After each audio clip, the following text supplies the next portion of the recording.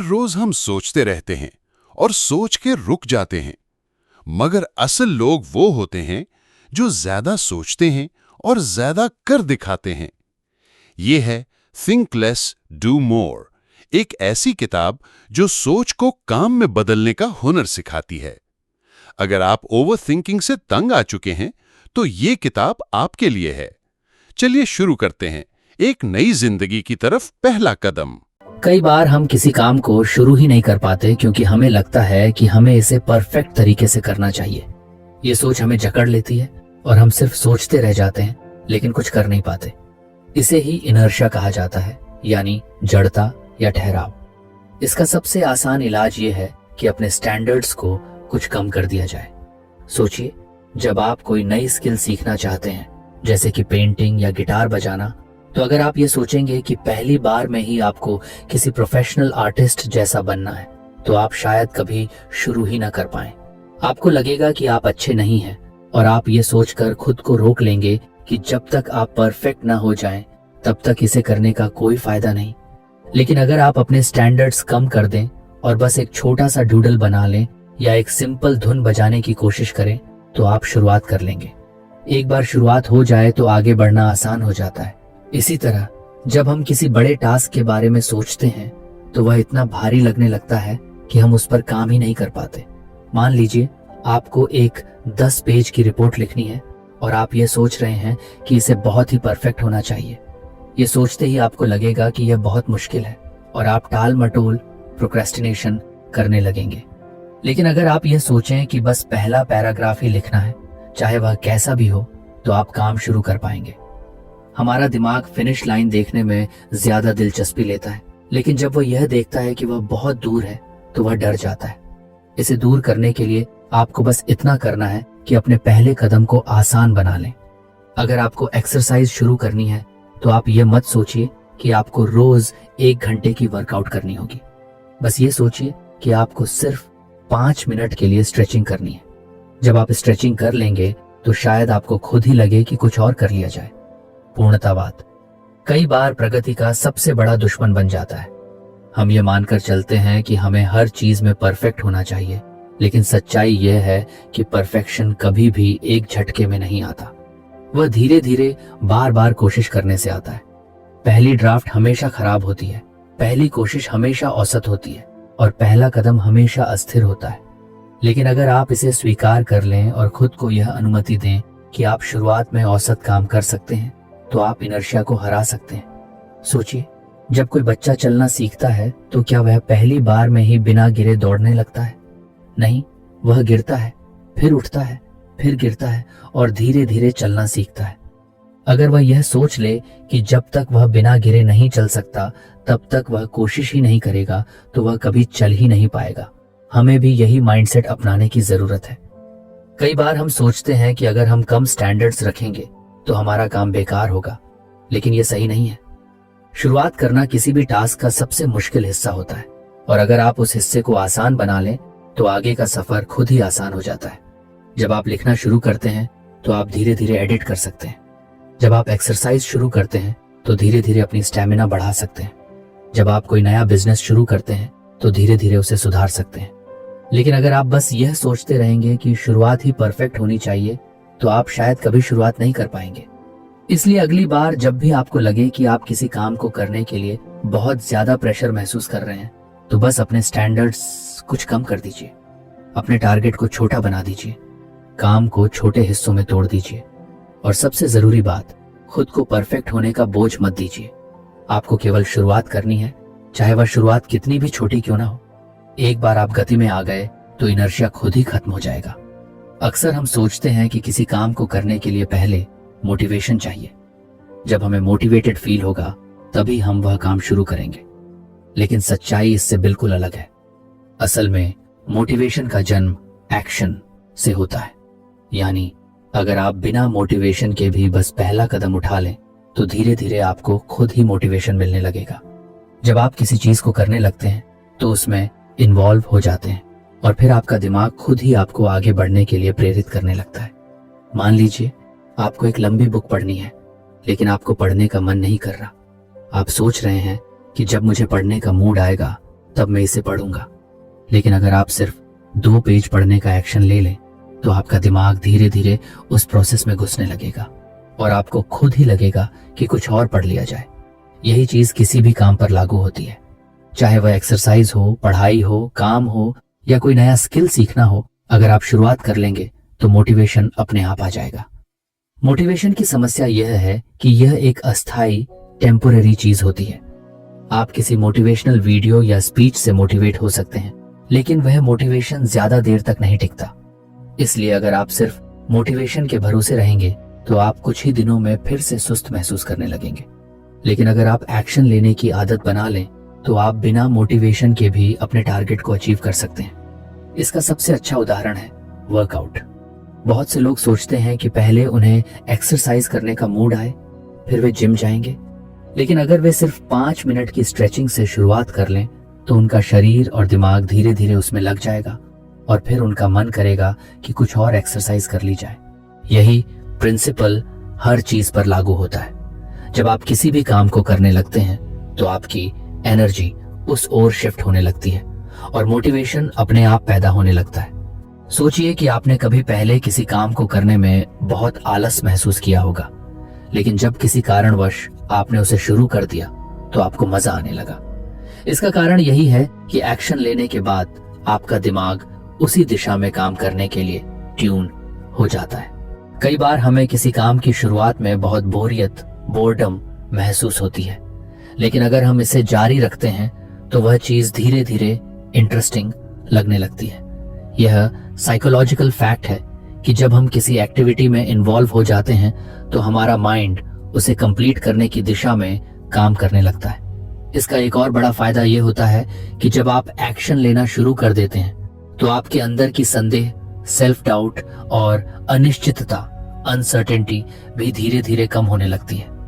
जब आप सिर्फ सोचते रहते हैं कि कोई काम मुश्किल है तो वह आपको और भी कठिन लगता है, लेकिन जब आप उसे करना शुरू कर देते हैं तो आपको महसूस होता है कि वह उतना मुश्किल नहीं था जितना आपने सोचा था। एक और इंटरेस्टिंग बात यह है कि एक्शन लेना आपकी सेल्फ इमेज को भी बदल सकता है। अगर आप सोचते हैं कि आप आलसी, लेजी इंसान हैं तो आप वैसे ही बिहेव करेंगे। लेकिन अगर आप सिर्फ 5 मिनट का एक्शन ले लें तो आप अपने बारे में नई स्टोरी क्रिएट कर सकते हैं। मैं एक ऐसा इंसान हूं जो बिना मोटिवेशन के भी काम कर सकता है। ये सोचते ही आप और ज्यादा करने के लिए तैयार हो जाते हैं। मोटिवेशन के लिए एक्शन जरूरी क्यों है? इसे समझने के लिए इसे साइकिल की तरह देख सकते हैं। जब आप कोई एक्शन लेते हैं तो आपको छोटा सा रिजल्ट मिलता है। ये रिजल्ट आपकी आत्मविश्वास, कॉन्फिडेंस को बढ़ाता है और फिर आपको और ज्यादा करने की प्रेरणा मिलती है। धीरे धीरे यह मोटिवेशन बढ़ता जाता है और आप अपनी लाइफ में बड़े बदलाव ला सकते हैं। इसे और आसान भाषा में कहें तो अगर आप किसी काम को करने का मन नहीं होने के बावजूद उसे शुरू कर देंगे तो कुछ ही देर में आपको खुद ही उसमें इंटरेस्ट आने लगेगा। और जब आप बार बार ऐसा करने लगेंगे तो आपको मोटिवेशन का इंतजार करने की जरूरत ही नहीं पड़ेगी। आप एक्शन लेंगे और एक्शन से ही मोटिवेशन पैदा होगा। अक्सर हम जब भी रिस्क का नाम सुनते हैं तो हमारे दिमाग में डर पैदा होता है। हमें लगता है कि अगर हमने कोई बड़ा कदम उठाया और वह गलत साबित हुआ तो हम मुसीबत में पड़ सकते हैं। यही सोच हमें कई नए अवसरों से दूर रखती है। लेकिन असल में रिस्क सिर्फ खतरा नहीं है, बल्कि ग्रोथ का एक जरिया भी हो सकता है। जब हम रिस्क को एक डराने वाली चीज की तरह देखने की बजाय उसे सीखने और आगे बढ़ने के मौके के रूप में देखते हैं तो हमारी जिंदगी पूरी तरह बदल सकती है। सोचिए, अगर कोई बच्चा साइकिल चलाना सीखना चाहता है तो उसे गिरने का रिस्क होता है। अगर वह सिर्फ इस डर से कभी कोशिश ही ना करे कि वह गिर सकता है तो वह कभी भी साइकिल चलाना नहीं सीख पाएगा। लेकिन जब वह यह रिस्क लेता है, गिरता है, उठता है और फिर से कोशिश करता है तो एक दिन वह बिना गिरे आराम से साइकिल चला सकता है। यही प्रिंसिपल हमारी पूरी लाइफ में लागू होता है। बहुत से लोग कंफर्ट जोन में रहना पसंद करते हैं क्योंकि वहां कोई रिस्क नहीं होता। लेकिन कंफर्ट जोन में रहने से हमें अपने जीवन को सीमित करना पड़ता है। जोन में रहने का सबसे बड़ा नुकसान यह है कि आप कभी ग्रो नहीं कर पाते। जब आप कोई नया स्किल सीखते हैं, कोई नया बिजनेस शुरू करते हैं या कोई नया चैलेंज लेते हैं तो उसमें रिस्क तो होता है, लेकिन उसी के साथ सीखने और आगे बढ़ने के भी बहुत बड़े मौके होते हैं। रिस्क लेने का मतलब ये नहीं है कि आप बिना सोचे समझे कोई भी बड़ा कदम उठा लें। इसका मतलब ये है कि आप कैलकुलेटेड रिस्क लें, यानी आप पहले सिचुएशन को एनालाइज करें, उसके फायदे और नुकसान को समझें और फिर एक इन्फॉर्म डिसीजन लें। जब आप इस तरह से रिस्क लेते हैं तो आपके फेलियर के चांसेस कम हो जाते हैं और सक्सेस के चांसेस बढ़ जाते हैं। रिस्क को एम्ब्रेस करने का एक और बड़ा फायदा यह है कि यह आपको मानसिक रूप से मजबूत बनाता है। जब आप बार बार छोटे छोटे जोखिम लेते हैं और उनसे सीखते हैं तो आपके अंदर किसी भी चुनौती का सामना करने की क्षमता बढ़ जाती है, का सामना करने का कॉन्फिडेंस आ जाता है। धीरे धीरे आपका दिमाग फेलियर को एक सीखने का प्रोसेस मानने लगता है, न कि कोई ऐसी चीज जिससे डरना चाहिए। अगर आप अपनी प्रोफेशनल लाइफ में देखें तो जितने भी बड़े एंटरप्रेन्योर्स या लीडर्स हैं, उन्होंने कभी ना कभी कोई बड़ा रिस्क लिया है। अगर वे रिस्क लेने से डरते तो शायद वे आज उस मुकाम तक नहीं पहुंच पाते। स्टीव जॉब्स ने रिस्क लिया और एप्पल को बनाया, एलोन मस्क ने रिस्क लिया और टेस्ला और स्पेसएक्स जैसी कंपनीज खड़ी की। हर बड़ी सफलता के पीछे कुछ ना कुछ रिस्क जरूर होता है। इसी तरह हमारी पर्सनल लाइफ में भी अगर हम हमेशा सेफ खेलने की कोशिश करेंगे तो हम कभी अपनी फुल पोटेंशियल तक नहीं पहुंच पाएंगे। अगर कोई इंसान किसी से अपने दिल की बात कहने से डरता है क्योंकि उसे रिजेक्शन का रिस्क है, तो वह कभी भी अपने फीलिंग्स को एक्सप्रेस नहीं कर पाएगा। लेकिन अगर वह रिस्क लेता है तो या तो उसे सक्सेस मिलेगी या फिर वह रिजेक्शन से कुछ नया सीख कर आगे बढ़ेगा। रिस्क लेने का मतलब यह भी नहीं है कि आप हमेशा जीतेंगे। कई बार आप फेल भी होंगे, लेकिन यही फेलियर्स आपको सिखाएंगे कि अगली बार चीजों को और बेहतर कैसे किया जाए। दुनिया में जितने भी सक्सेसफुल लोग हैं वे कई बार फेल हो चुके हैं, लेकिन उन्होंने हर फेलियर से सीखा और अगली बार और बेहतर किया। अगर आप रिस्क से डरते हैं तो सबसे पहले अपनी सोच को बदलें। इसे एक थ्रेट की तरह ना देखें, बल्कि इसे एक अपॉर्चुनिटी मानें। जब भी आपको कोई नया मौका मिले तो सिर्फ यह मत सोचें कि इसमें क्या क्या गलत हो सकता है, बल्कि यह भी सोचें कि अगर यह सही हो गया तो आपको कितना फायदा होगा। ये सोचने की आदत आपको प्रोएक्टिव बनाएगी और आप अपनी लाइफ में ज्यादा अपॉर्चुनिटीज को ग्रैब कर पाएंगे। रिस्क लेने का एक और फायदा यह है कि यह आपकी क्रिएटिविटी और प्रॉब्लम सॉल्विंग स्किल्स को इम्प्रूव करता है। जब आप किसी नए चैलेंज को एक्सेप्ट करते हैं तो आपको अपने कंफर्ट जोन से बाहर निकलना होता है और नए सॉल्यूशंस ढूंढने पड़ते हैं। इससे आपकी सोचने की क्षमता बढ़ती है और आप और भी ज्यादा कॉन्फिडेंट महसूस करने लगते हैं। इसलिए अगली बार जब भी आपके सामने कोई ऐसा मौका आए जिसमें रिस्क हो तो सिर्फ डर की वजह से उसे रिजेक्ट मत करें। सोच समझकर एनालाइज करें और अगर आपको लगे कि यह रिस्क वर्थ टेकिंग है तो इसे जरूर लें। हो सकता है कि यह आपका सबसे अच्छा डिसीजन साबित हो और आपकी लाइफ पूरी तरह बदल जाए। अक्सर जब हम अपने दिन को प्लान करते हैं तो हम एक टू डू लिस्ट बनाते हैं। इसमें हम वे सारे काम लिखते हैं जो हमें पूरे करने होते हैं, लेकिन कई बार हम देखते हैं कि हमारा दिन खत्म हो जाता है और हमारी लिस्ट के बहुत सारे टास्क अधूरे रह जाते हैं। इसका एक बड़ा कारण ये है कि हम उन चीजों पर ध्यान नहीं देते जो हमारा ध्यान भटकाती हैं, जो हमें फोकस्ड नहीं रहने देती। इसी वजह से हमें सिर्फ टू डू लिस्ट नहीं बल्कि एक डोंट डू लिस्ट भी बनानी चाहिए। ये एक ऐसी लिस्ट होती है जिसमें वे सारी चीजें होती हैं जो हमें अवॉइड करनी चाहिए ताकि हमारा ध्यान सही जगह पर रहे और हम प्रोडक्टिव रह सकें। सोचिए, अगर आप सुबह उठते ही फोन पर सोशल मीडिया स्क्रॉल करने लगते हैं तो आपका बहुत सारा समय बेकार चला जाता है। आप सोचते हैं कि बस 5 मिनट देखेंगे, लेकिन जब दोबारा घड़ी देखते हैं तो 30 से 40 मिनट निकल चुके होते हैं। इसी तरह अगर आप दिन भर में बार बार ईमेल चेक करते रहते हैं या हर छोटी चीज पर तुरंत रिएक्ट करने लगते हैं तो आपकी एनर्जी गलत जगह खर्च होती है। डोंट डू लिस्ट इसी तरह की चीजों को आइडेंटिफाई करने में मदद करती है ताकि आप उन आदतों से बच सकें जो आपके समय और प्रोडक्टिविटी को बर्बाद करती हैं। इस लिस्ट को बनाने के लिए सबसे पहले आपको यह देखना होगा कि दिन भर में कौन कौन सी एक्टिविटीज आपका ध्यान भटकाती हैं। क्या आप हर छोटी ब्रेक में अपना फोन चेक करते हैं? क्या आप अनावश्यक बैठकों में बहुत ज्यादा समय बर्बाद करते हैं? क्या आप बिना किसी प्लान के सोशल मीडिया पर बहुत ज्यादा वक्त बिताते हैं? इन सब चीजों को नोट करें और इन्हें अपनी डोंट डू लिस्ट में डाल दें। इससे आपको यह साफ साफ समझ में आ जाएगा कि आपको किन चीजों से बचना है। डोंट डू लिस्ट का सबसे बड़ा फायदा यह है कि यह आपको डिसिप्लिन सिखाती है। जब आपके पास ये स्पष्ट होता है कि आपको क्या नहीं करना है, तो आप अपने इंपॉर्टेंट कामों पर ज्यादा ध्यान दे सकते हैं। मान लीजिए कि आपकी लिस्ट में लिखा है कि मैं सुबह 10 बजे से पहले सोशल मीडिया इस्तेमाल नहीं करूंगा। तो जब भी आपका मन करेगा कि फोन उठाकर इंस्टाग्राम या ट्विटर देख लें, आपकी लिस्ट आपको याद दिलाएगी कि यह आपकी प्रायोरिटी में नहीं है। धीरे धीरे ये एक हैबिट बन जाएगी और आपकी प्रोडक्टिविटी बढ़ने लगेगी। बहुत से लोग सोचते हैं कि बस ज्यादा मेहनत करने से सफलता मिलती है, लेकिन असल में स्मार्ट तरीके से काम करना ज्यादा जरूरी है। अगर आप सिर्फ व्यस्त बिजी रहने की बजाय अपने समय का सही इस्तेमाल करें, तो आप कम समय में ज्यादा कर सकते हैं। डोंट डू लिस्ट आपको यह समझने में मदद करती है कि कौन से काम सिर्फ आपका समय बर्बाद कर रहे हैं और उनसे बचकर आप अपनी एनर्जी सही दिशा में लगा सकते हैं। इसे और बेहतर बनाने के लिए आप अपनी लिस्ट को समय समय पर अपडेट कर सकते हैं। हो सकता है कि शुरू में आपको लगे कि सिर्फ सोशल मीडिया आपका ध्यान भटकाता है, लेकिन कुछ हफ्तों बाद आपको महसूस हो कि बार बार अनावश्यक मीटिंग्स भी आपका बहुत समय ले रही हैं। ऐसे में आपको अपनी डोंट डू लिस्ट में यह भी जोड़ना होगा कि मैं बेकार की मीटिंग्स में शामिल नहीं होऊंगा। इसी तरह आप अपने अनुभव के आधार पर अपनी लिस्ट को रिफाइन करते रहें। एक और महत्वपूर्ण चीज यह है कि डोंट डू लिस्ट केवल डिस्ट्रैक्शन से बचने के लिए नहीं होती, बल्कि यह आपको इमोशनल और मेंटल क्लैरिटी भी देती है। कई बार हम ऐसे डिसीजंस लेते हैं जो हमारे लिए सही नहीं होते, सिर्फ इसलिए क्योंकि हमें आदत होती है कि हम ना नहीं कह पाते।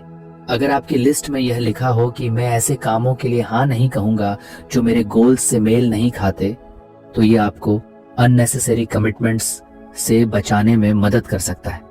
अगर आप किसी एंटरप्रेन्योर, राइटर या किसी भी क्रिएटिव फील्ड में हैं, तो यह लिस्ट और भी ज्यादा महत्वपूर्ण हो जाती है, क्योंकि आपके लिए सबसे जरूरी चीज है डीप वर्क, यानी वह समय जब आप पूरी तरह से फोकस होकर अपना सबसे अच्छा काम कर सकें। लेकिन अगर आपका ध्यान बार बार छोटे छोटे डिस्ट्रैक्शन से भटकता रहेगा, तो आप कभी भी अपनी फुल पोटेंशियल तक नहीं पहुंच पाएंगे। डोंट डू लिस्ट आपको यह क्लैरिटी देती है कि कौन से काम आपको अवॉइड करने हैं, ताकि आप अपने सबसे जरूरी टास्क पर पूरा ध्यान लगा सकें। ये लिस्ट केवल प्रोफेशनल लाइफ के लिए नहीं, बल्कि पर्सनल लाइफ में भी बहुत काम आ सकती है। मान लीजिए कि आप अपनी हेल्थ को सुधारना चाहते हैं। अगर आपकी डोंट डू लिस्ट में यह लिखा हो कि मैं रात 11 बजे के बाद जंक फूड नहीं खाऊंगा, तो ये आपको सही चॉइसेस बनाने में मदद करेगा। अगर आप अपनी मेंटल हेल्थ पर ध्यान देना चाहते हैं, तो आप लिस्ट में यह जोड़ सकते हैं कि मैं ऐसे लोगों के साथ समय नहीं बिताऊंगा जो मेरी एनर्जी ड्रेन करते हैं। अंत में ये समझना जरूरी है कि जितना जरूरी क्या करना है यह तय करना है, उतना ही जरूरी यह तय करना भी है कि क्या नहीं करना है। हम सभी के पास 24 घंटे ही होते हैं, और अगर हम सही जगह अपनी एनर्जी लगाना सीख लें, तो हम अपनी लाइफ में बड़ा बदलाव ला सकते हैं। एक छोटी सी डोंट डू लिस्ट बनाना एक आसान लेकिन पावरफुल तरीका है अपने दिन को बेहतर और ज्यादा प्रोडक्टिव बनाने का। अगर आप इसे ईमानदारी से फॉलो करते हैं, तो आप देखेंगे कि कैसे आपकी एफिशिएंसी, फोकस और ओवरऑल हैप्पीनेस बढ़ने लगती है।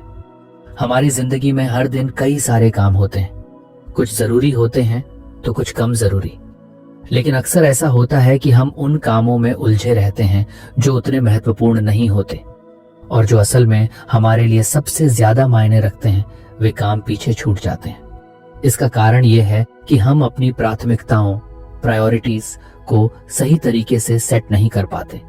यहीं पर बर्नर लिस्ट की जरूरत पड़ती है।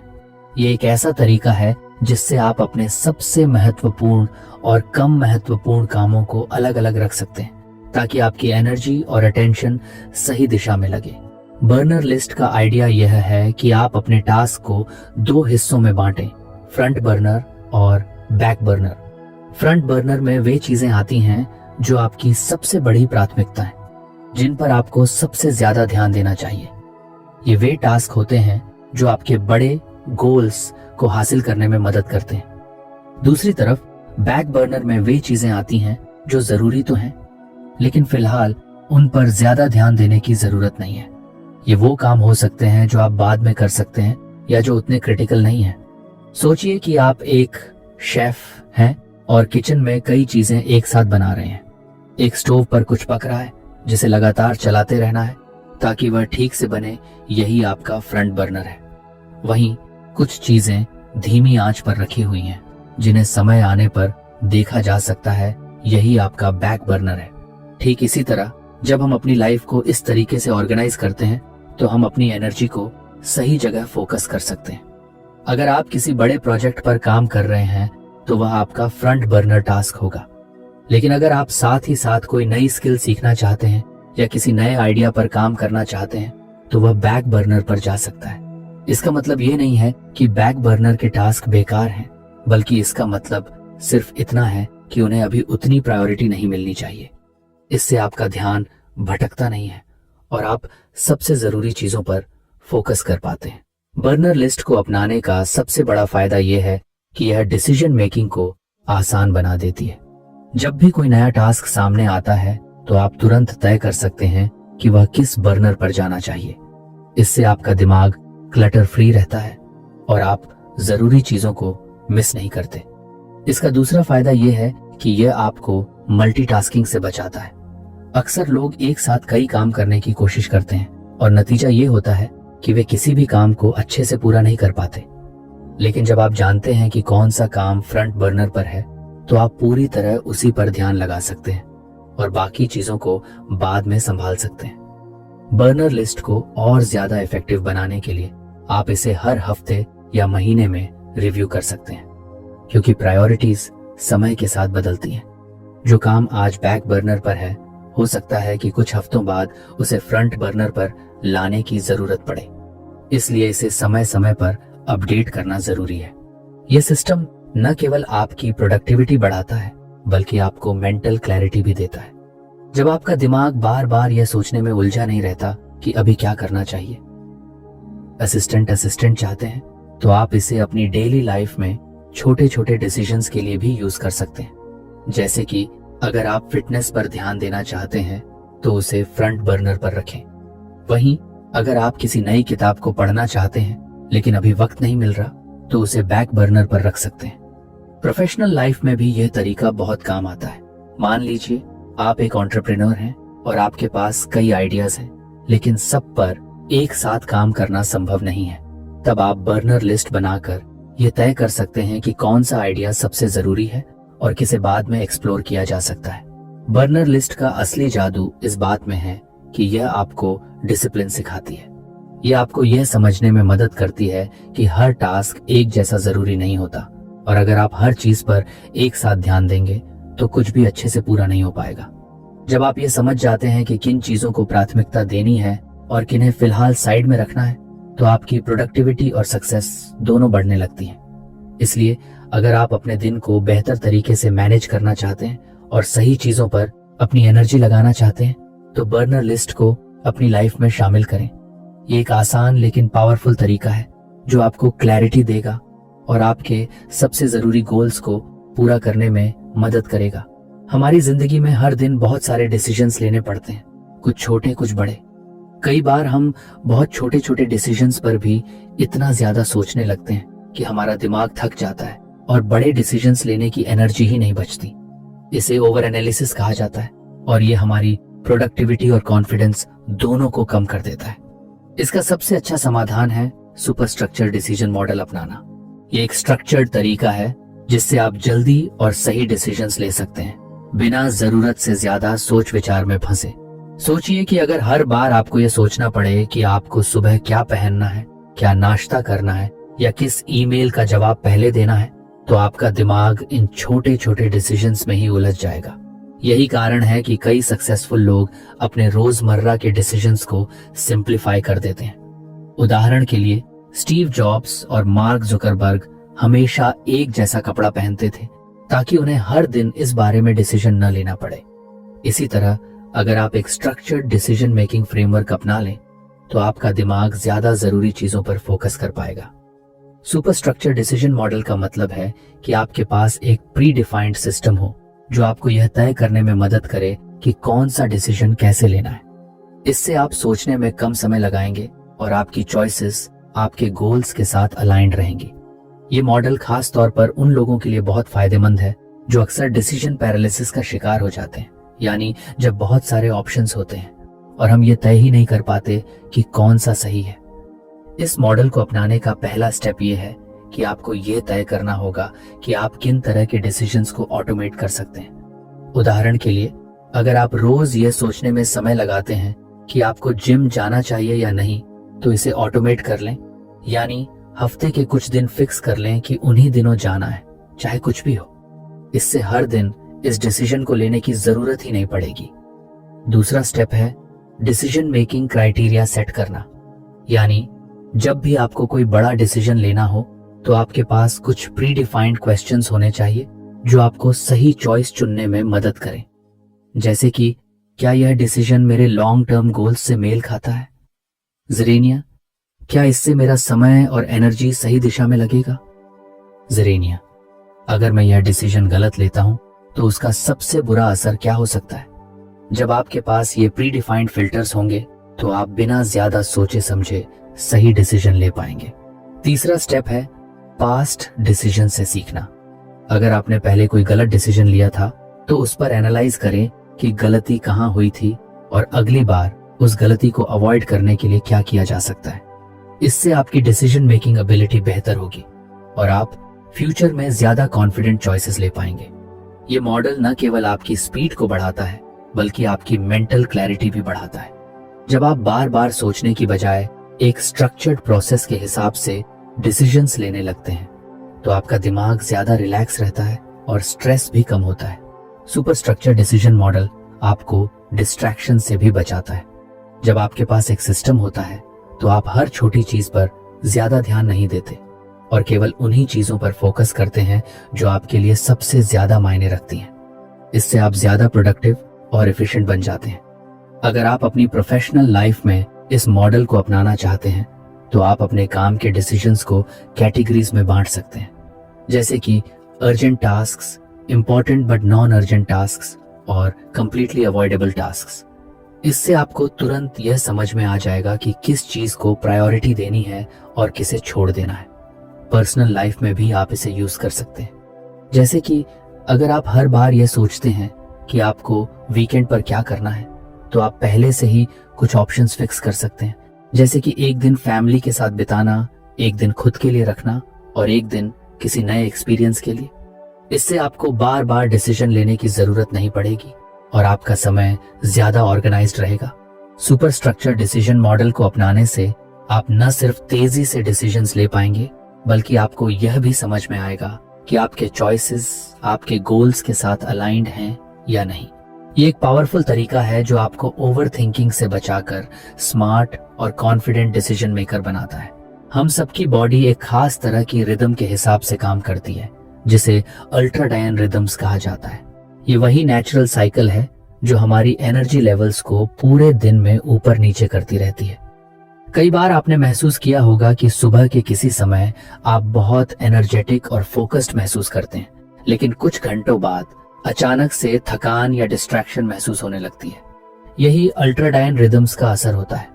अगर हम इस नेचुरल एनर्जी साइकिल को समझकर अपने काम का स्केड्यूल बनाएं तो हम अपनी प्रोडक्टिविटी को कई गुना बढ़ा सकते हैं। अक्सर लोग ये गलती करते हैं कि वे पूरे दिन एक ही तरह की एनर्जी एक्सपेक्ट करते हैं। वे सोचते हैं कि अगर वे सुबह 9 बजे से शाम 6 बजे तक लगातार काम करेंगे तो उनका आउटपुट हमेशा एक जैसा रहेगा, लेकिन ऐसा नहीं होता। हमारी बॉडी हर 90 से 120 मिनट के साइकिल में काम करती है, यानी लगभग 1.5 से 2 घंटे के बाद हमारी एनर्जी धीरे धीरे कम होने लगती है और हमें एक छोटे ब्रेक की जरूरत होती है। अगर हम इस नेचुरल साइकिल के हिसाब से काम करें तो हम ज्यादा प्रोडक्टिव और कम थके हुए महसूस करेंगे। सोचिए, अगर आप अपने हाईएस्ट एनर्जी लेवल के समय सबसे जरूरी और डिमांडिंग टास्क्स करें तो आपका काम कितना एफिशिएंट हो जाएगा। और जब आपकी एनर्जी लो हो तो आप ऐसे काम करें जो ज्यादा दिमागी मेहनत नहीं मांगते, जैसे कि ईमेल्स चेक करना, मीटिंग्स अटेंड करना या प्लानिंग करना। इस तरह आप अपने शरीर की नेचुरल रिदम के साथ काम करेंगे, न कि उसके खिलाफ। इसका सबसे अच्छा तरीका यह है कि आप अपने एनर्जी पैटर्न्स को ऑब्जर्व करें। एक हफ्ते तक ध्यान दें कि दिन के किस समय आप सबसे ज्यादा एनर्जेटिक और फोकस्ड महसूस करते हैं और किस समय आपको सुस्ती या डिस्ट्रैक्शन महसूस होती है। इससे आपको पता चलेगा कि आपकी पीक पो मानसू हॉर्स कौन से हैं। जब आपको अपने पीक हॉर्स का पता चल जाए तो उन घंटों में सबसे क्रिटिकल काम करें, वह काम जो सबसे ज्यादा कंसंट्रेशन और क्रिएटिविटी मांगता है। जैसे कि अगर आप राइटर हैं तो अपनी राइटिंग सुबह के हाई एनर्जी आवर्स में करें। अगर आप किसी स्ट्रैटेजी या प्लानिंग पर काम कर रहे हैं तो इसे भी अपने पीक टाइम में रखें। दूसरी तरफ जब आपकी एनर्जी नेचुरली लो होती है तो उस समय लाइट टास्क्स करें, जैसे कि कॉल्स, ईमेल्स या कैजुअल डिस्कशंस। बहुत से लोग ये सोचकर गिल्ट महसूस करते हैं कि वे पूरे दिन लगातार हाई एनर्जी पर काम नहीं कर पाते, लेकिन असल में ऐसा करना पॉसिबल ही नहीं है। दुनिया के सबसे प्रोडक्टिव लोग भी ब्रेक्स लेते हैं और अपने शरीर की नेचुरल एनर्जी के हिसाब से काम करते हैं। जब आप इस बात को समझ लेते हैं कि आपकी बॉडी कैसे काम करती है तो आप स्मार्ट तरीके से अपने काम को ऑर्गेनाइज कर सकते हैं। अल्ट्राडाइन रिदम्स को अपनाने का एक और बड़ा फायदा ये है कि इससे बर्नआउट से बचा जा सकता है। जब हम बिना रुके लगातार काम करते हैं तो हमारी एनर्जी पूरी तरह खत्म हो जाती है और हम जल्दी थक जाते हैं। लेकिन अगर हम अपने एनर्जी साइकिल्स को ध्यान में रखकर सही समय पर ब्रेक लेते हैं तो हमारी एफिशिएंसी बनी रहती है और हम लंबे समय तक हाई परफॉर्मेंस पर काम कर सकते हैं। अगर आप इस अप्रोच को अपनी लाइफ में अप्लाई करना चाहते हैं तो सबसे पहले अपने डेली स्केड्यूल को कुछ फ्लेक्सिबल बनाइए। जरूरी नहीं कि आप हर समय एक जैसा परफॉर्म करें। आपको बस ये समझना है कि कौन से घंटे आपके सबसे प्रोडक्टिव होते हैं और कौन से घंटे आपको रिलैक्स करने के लिए चाहिए। उदाहरण के लिए, अगर आपको सुबह 10 से 12 बजे के बीच सबसे ज्यादा एनर्जी महसूस होती है तो उस समय सबसे इंपॉर्टेंट और चैलेंजिंग काम करें। फिर 12 से 12:30 तक एक छोटा ब्रेक लें, वॉक करें, पानी पिएं या कुछ देर आराम करें। इसके बाद दोबारा काम पर लौटें, लेकिन अब लाइट टास्क्स को प्रायोरिटी दें। ये छोटी छोटी चीजें आपकी प्रोडक्टिविटी में बहुत बड़ा बदलाव ला सकती हैं। ये सिर्फ टाइम मैनेजमेंट नहीं बल्कि एनर्जी मैनेजमेंट का तरीका है। जब आप अपने अल्ट्राडियन रिदम्स के हिसाब से काम करना शुरू करेंगे तो आप पाएंगे कि आप पहले से कम एफर्ट में ज्यादा काम कर पा रहे हैं और आपका दिमाग ज्यादा फ्रेश और फोकस्ड महसूस कर रहा है। हमारी बॉडी एक नेचुरल रिदम के हिसाब से काम करती है जिसे अल्ट्राडाइन रिदम्स कहते हैं। ये हमारे एनर्जी लेवल्स को पूरे दिन कंट्रोल करता है। कभी आपने नोटिस किया होगा कि एक समय पर आप सुपर फोकस्ड होते हैं, लेकिन कुछ घंटों बाद आपको थकान या डिस्ट्रैक्शन महसूस होने लगती है। ये इसी रिदम का असर है। अगर हम इसे समझकर अपने काम का सही स्केड्यूल बनाएं तो हम ज्यादा प्रोडक्टिव बन सकते हैं।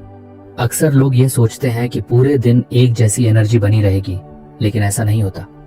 हमारी बॉडी हर 90 से 120 मिनट के एक साइकिल में काम करती है, यानी 1.5-2 घंटे बाद हमारी एनर्जी नेचुरली कम होने लगती है और हमें ब्रेक की जरूरत होती है। अगर हम इस नेचुरल साइकिल के हिसाब से काम करें तो हम कम एफर्ट में ज्यादा काम कर सकते हैं। इसका सबसे अच्छा तरीका है कि आप अपने एनर्जी पैटर्न्स को ऑब्जर्व करें।